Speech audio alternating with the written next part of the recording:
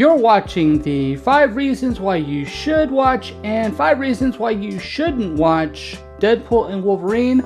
I'm the MovieDude Eric, and here we go. So, reason number 1 why you should see Deadpool and Wolverine is the fact that the comedy is definitely here. If you like the comedy from Deadpool, if you like comedy from Deadpool 2, you're going to love this comedy. It's got the same feel, the same naughtiness, all of it. If you thought that Marvel was going to put a leash on Ryan Reynolds, you would be sadly mistaken.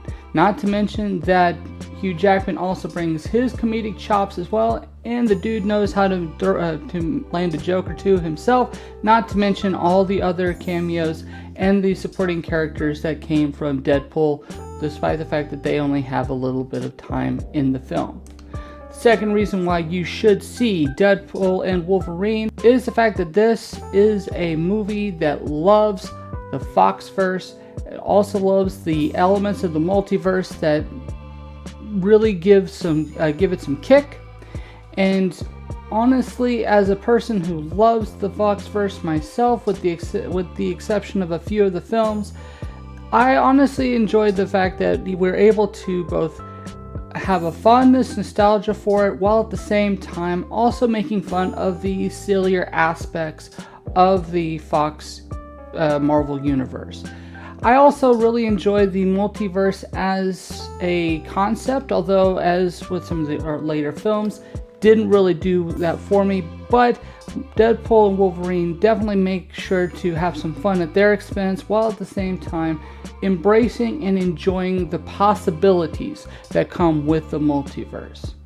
The third reason why you should see Deadpool and Wolverine is the fact that it keeps that epic nature of superhero movies that we know and love, while at the same time being very intimate when it comes to several of the characters. And specifically, Deadpool and Wolverine are at the center of this, is detailing their relationship, and we are definitely invested in knowing how these two characters are going to come together.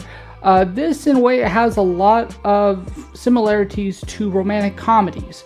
In the way that they meet, in the way that they interact with each other, and how the climax builds upon their relationship and how they are able to join forces.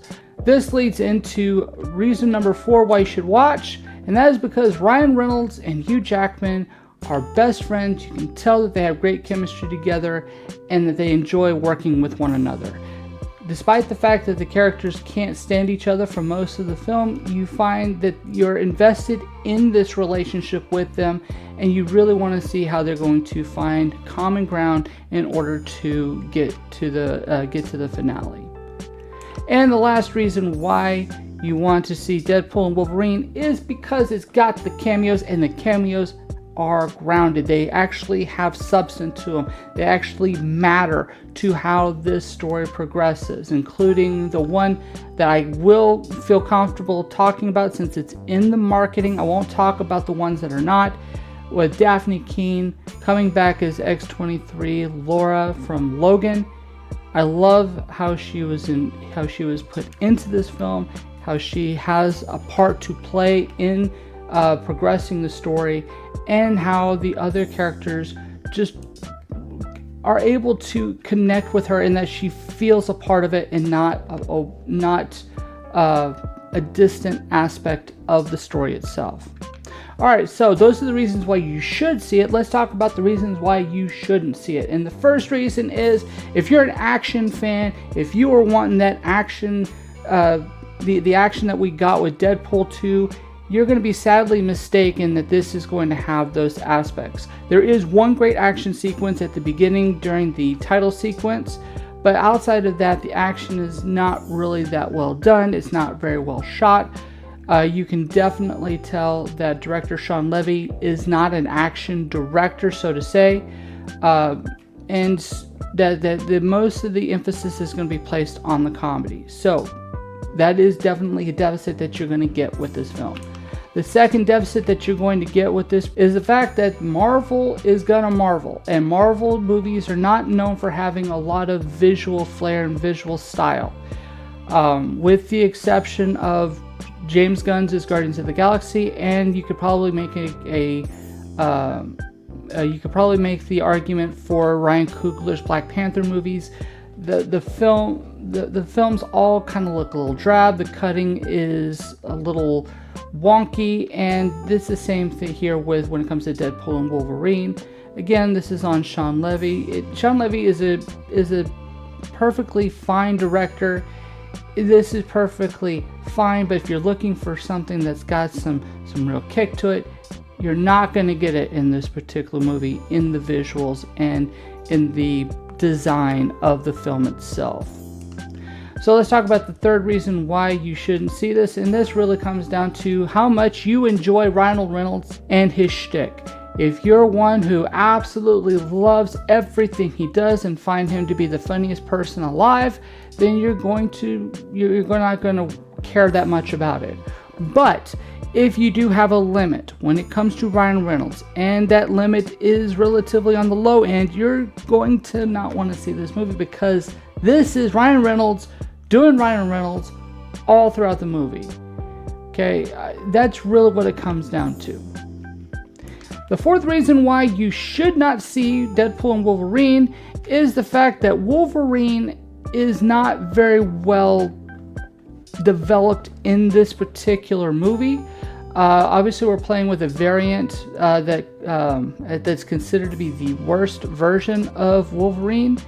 While that in itself is an interesting concept, it doesn't really explain why he is the worst Wolverine to my satisfaction, and I feel like a lot of people are going to be wondering, why is he considered the worst?